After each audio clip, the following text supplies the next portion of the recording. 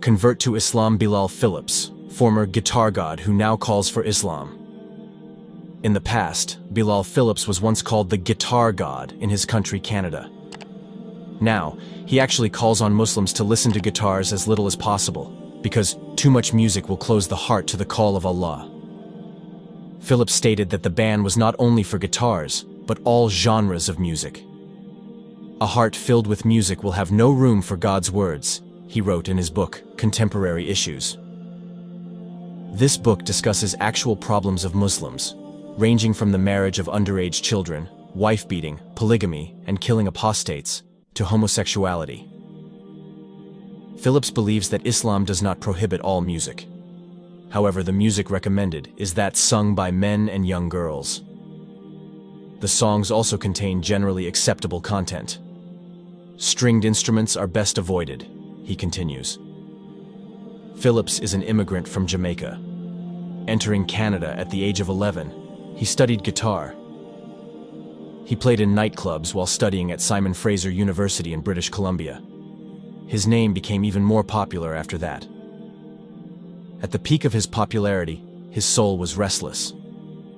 He decided to isolate himself from the hustle and bustle of his country's music and following his father, who was also an expert at the Canadian Colombo Plan, moved to Malaysia, becoming an advisor to the Minister of Education. In the neighboring country, he is known as the Jimi Hendrix of Sabah.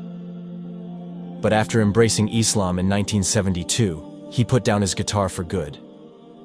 In a biography on his website, he says, "When I became a Muslim, I felt uncomfortable doing this and gave up both professionally and personally." For many people, music is a source of solace and hope from Allah. Music takes them for a while, like medicine. The Quran, Allah's words full of guidance, can also play that role. In his book, he also says that adult women are prohibited from singing. Men are more easily aroused than women, as has been fully documented by the Masters and Johnson clinical studies.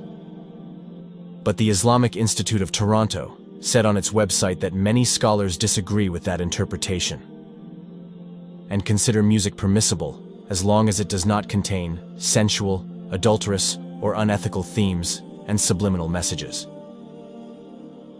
So to say that all music is prohibited in Islam does not seem correct. Islam puts life in this world and the afterlife in balance, wrote this site. Sohail Raza, a spokesman for the Canadian Muslim Congress, said claims that Islam does not allow music are completely baseless and are really an attempt to prevent Muslim immigrants from integrating into Canadian society. These are people who have an aversion to joy, Raza said. We have a very sad situation where people like Philips are bringing things into Islam that are completely untrue and fostering Islamophobia. Philips, who has degrees from the Islamic University of Medina and the University of Riyadh, and founded Islamic University Online, lives in Qatar but remains a popular conference speaker in Canada. He gave a lecture on music and dating at a Toronto mosque last April. In his online videos, the former musician calls music addicted to evil. The bottom line is that if music is beneficial, then musicians will demonstrate the benefits in their lives, he said in a YouTube video. What you see instead is that some of the most corrupt elements of society are found among musicians. Drugs, deviance, and homosexuality. This type of thing and all the corruption that is there, people are killing themselves, he said.